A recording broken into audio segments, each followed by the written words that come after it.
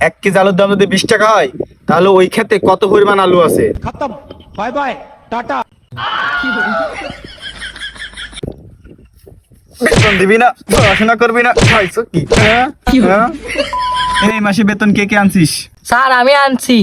Sir আমি আনছি। তার মান তুই আনিস নেই? Bye bye Tata. স্যার এই মাসের বেতন আর সামনের মাসের বেতন একসাথে দিয়ে দিবানি। ও আচ্ছা, সমস্যা নেই, দিয়ে নে। এই সাথী তুমি বলো কলার ইংলিশ কি হবে? Sir banana. এই মন তুমি বলো আমের ইংলিশ কি হবে? Sir mango. আচ্ছা ঠিক আছে।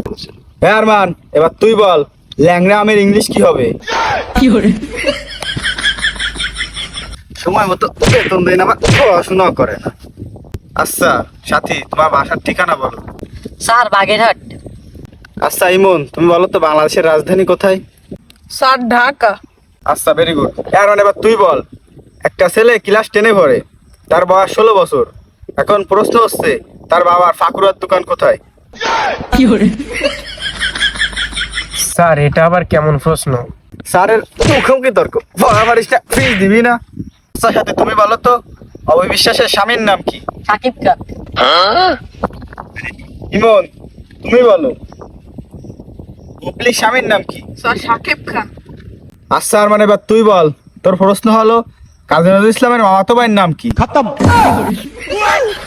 পড়াশোনায় মন দে, বেতন দিবি না ঠিক মতো, পড়াশোনা করবি না।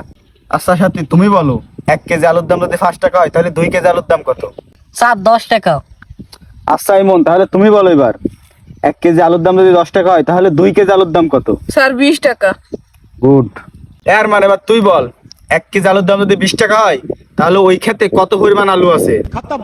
Bye bye tata. বেতন দিবি না, পড়াশোনা করবি না, খাইছো কি? হ্যাঁ? হ্যাঁ? বেতন দিবি কত? স্যার আমি বুঝতে পারছি, আমি এই মাসের বেতন আর সামনের মাসের বেতন আমি দুইটাই কালকে দিয়ে দিবানি স্যার, আমাকে এবার মাফ করেন।